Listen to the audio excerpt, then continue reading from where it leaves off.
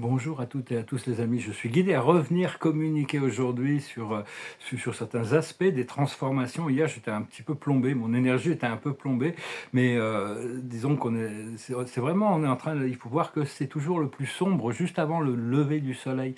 On est vraiment en train de transitionner depuis une planète conflictuelle, déconnectée et de la troisième dimension, le monde des sens et du corps physique, pour rentrer dans la quatrième dimension, qui est le monde du corps astral, la connectivité, la responsabilité tout le monde prend conscience de ses responsabilités de créateur. C'est un monde d'inclusion plutôt que le monde d'exclusion dans lequel on vit.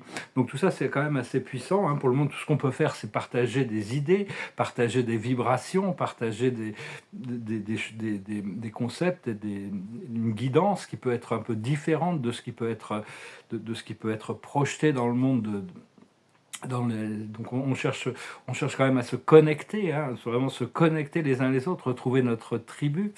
Et donc c'est vraiment parce qu'en gardant notre conscience sur le monde astral, le monde de l'invisible, le monde de la recherche de cette connectivité, on va arriver dans la cinquième dimension qui est on va trouver toutes les choses que l'on cherche dans la quatrième dimension. Donc c'est vraiment la quatrième dimension, c'est vraiment le paradis par rapport à la troisième. Hein.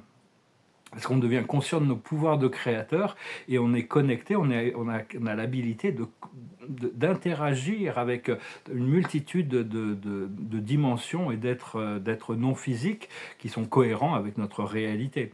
Bon, pour beaucoup de gens qui sont dans l'éveil, c'est quelque chose qui continue, il y a pas de, ça fait longtemps qu'on est connecté, hein, quand même, mais bon, il y a toute l'humanité qui doit passer par là, donc si on porte un peu un poids, hein, il faut arriver à se dégager du poids de l'énergie collective, et on doit chercher à remplir la séparation qui nous sépare entre nos désirs et là où on est, entre notre moi supérieur et notre conscience terrestre.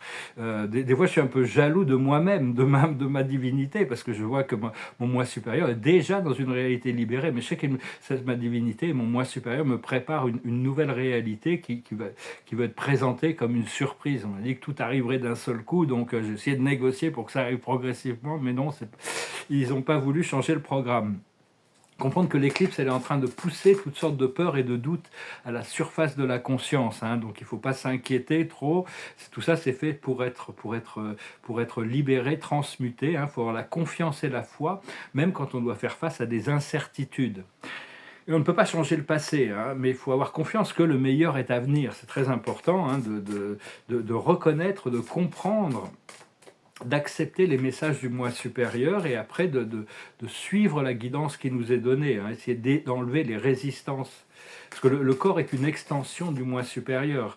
Éventuellement, notre conscience, on arrive à gérer les énergies de notre corps physique depuis un plan supérieur. C'est un peu comme si le corps était une sorte de marionnette qui est guidée par la force de l'esprit à l'intérieur de nous.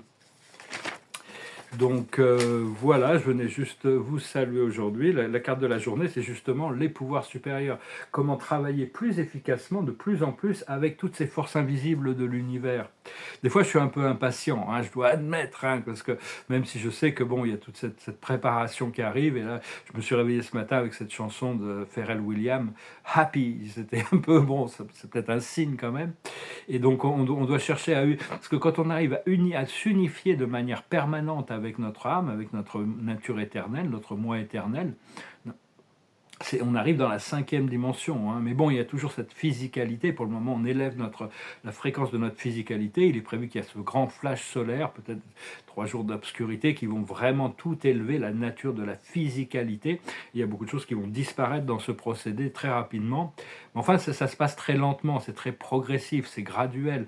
Même parce que l'évolution de notre conscience, on s'en rend pas compte qu'on évolue quand même très très vite, mais le temps est compressé. Il y a beaucoup d'expériences tous les jours. Et donc il faut vraiment, on doit vraiment s'occuper comprendre que il y a beaucoup de parties de nous-mêmes qui sont poussées vers la limite de leur habilité à se transformer. Hein. Donc on doit continuer à s'occuper de soi, à bien boire beaucoup d'eau si possible, se reposer quand on en a besoin. Je vais faire ces vidéos assez courtes parce que j'ai très peu de forfaits, j'ai pas de Wi-Fi. Donc Bah, l'observateur de la journée, ça représente, c'est la solitude, hein. On doit accepter d'être un peu, on doit se reconnecter. C'est vraiment le plaisir, le bonheur de cette nouvelle phase, c'est qu'on va pouvoir être connecté à beaucoup à notre tribu. Pour le moment, il faut accepter de cultiver sa lumière à l'intérieur, même si on se sent un petit peu isolé du reste de notre tribu ou du monde. Parce qu'on est aussi en train de se séparer de beaucoup d'énergie de la troisième dimension. Il y a des gens, ils ne peuvent pas venir avec nous, donc on ne peut pas les forcer à venir non plus.